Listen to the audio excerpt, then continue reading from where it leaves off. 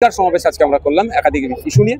ওয়াকফ সংশোধনী আইন 2025 বাতিলের দাবি নিয়ে, এসআইআর এর নামে যেভাবে নাগরিক হয়রানি হচ্ছে এবং আতঙ্কিত করা হচ্ছে সেটা বন্ধের দাবিতে, এবং পরিযায়ী শ্রমিকদেরকে ভিন্ন রাজ্যে যেভাবে অত্যাচার জুলুম করা হচ্ছে সেটা বন্ধ হতে হবে গঙ্গা ভাঙন রোধের জন্য, এবং সাথে সাথে গৌবাহিনীদের যে তাণ্ডব চলছে পশ্চিমবাংলায় এবং দুর্গাপুরের মূল কালপিট যে পরিজাত গাঙ্গুলিকে গ্রেফতারের জন্য, এই মর্মে আমরা আজকে একাধিক ইস্যু নিয়ে আজকে আমরা আমাদের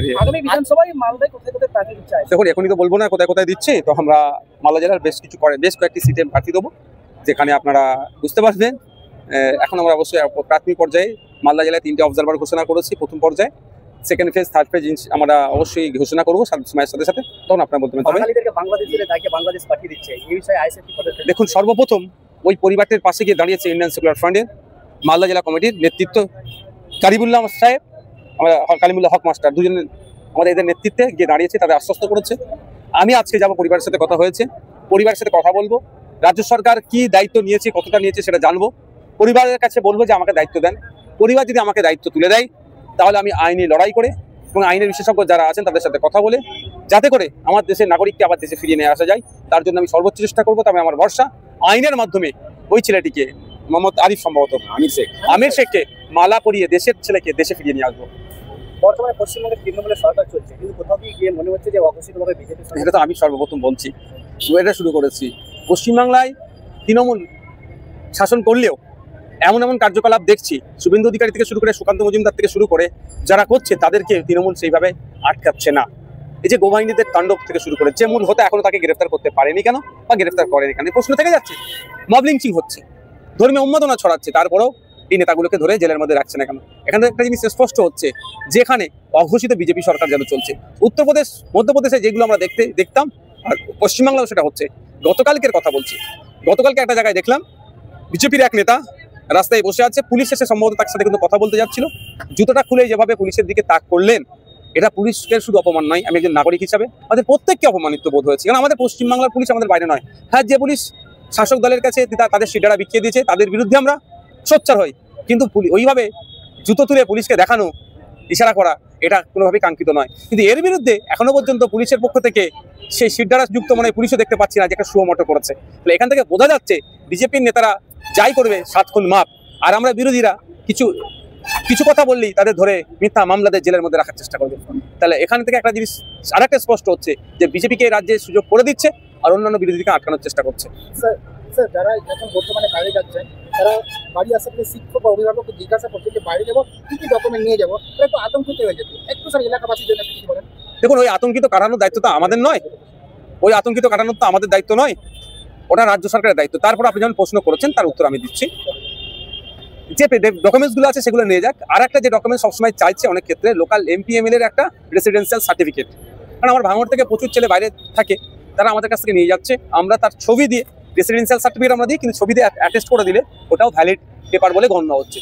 সুতরাং তাদেরকেও বলবো যে আপনারা এই ধরনের অ্যাটেস্টেড উইথ ফটো অ্যাটেস্টেড আপনারা কাগজ নিয়ে যান। আর সুবিধা হলে আমাদের যারা নেতৃত্ব আছে তাদেরকে ফোন করতে পারে, বা শ্রম দপ্তরের আমরা চিৎকার চাচামেচি করে একটা টোল ফ্রি নাম্বারের ব্যবস্থা করতে বলেছি, ওরা 24/7 চালাতে বলেছি। অন্তত সেইগুলোতে যোগাযোগ করবেন সমাধানের করার জন্য। যদিও না সমাধানে আমাদের সাথে যোগাযোগ করবেন, আমরা সর্বোচ্চ দিয়ে সমাধান করবো।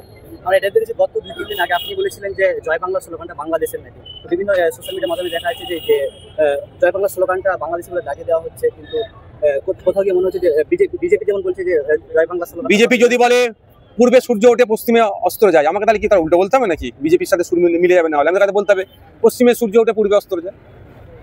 আমার বলার বক্তব্য ছিল মূল বিষয়বস্তুটা একটা ক্লিয়ার করতে হবে, সেটা হচ্ছে কি, এটা আমদানিকৃত শব্দ আমি বলেছি।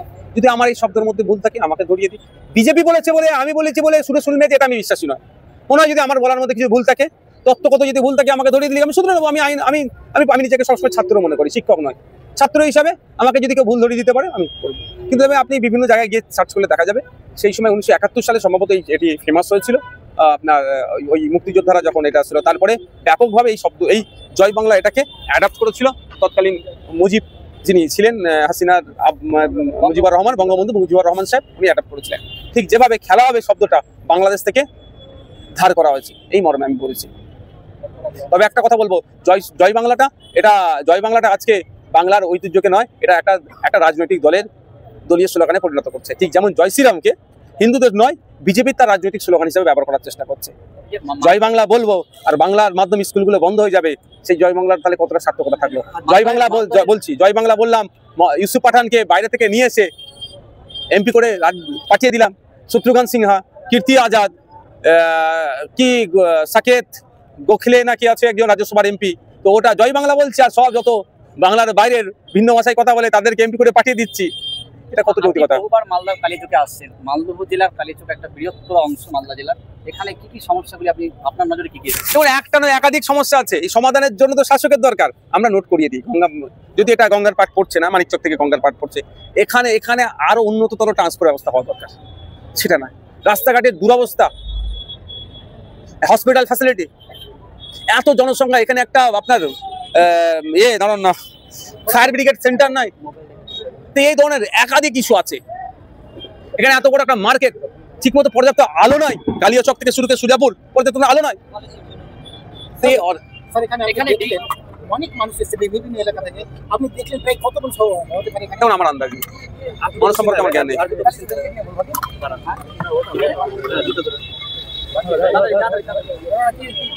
আমরা দেখেছি গত পঞ্চায়েত গত পঞ্চায়েতে আইএসএফ প্রতিদ্বন্দ্বিতা করেছিল সুজাপুরে প্রায় 14টি অঞ্চলের মধ্যে, তো একটা অঞ্চল আইএসএফ প্রধান হয়েছে, কিন্তু বিভিন্ন সোশ্যাল মিডিয়ার মাধ্যমে দেখছি যে আইএসএফ প্রধানের বিরুদ্ধে দুর্নীতির অভিযোগ উঠছে, 20% কাশ্মীরি খাওয়ার অভিযোগ উঠেছে। আমরা যতটুকু অভিযোগ পেয়েছি, অভিযোগের সত্যতা যাচাই করার জন্য আমরা চেষ্টা করছি। নিশ্চিতভাবে আপনি আজকে স্টেজে দেখেছিলেন, আমার ধারে কাছে দেখেছেন, কেন বলুন? আমরা দুর্নীতিকে প্রশ্রয় দেবো না, দল থেকে বহিষ্কার করিনি। আমাদের ইন্টারনাল ভিজিলেন্স যেটা আছে কাজ করছে।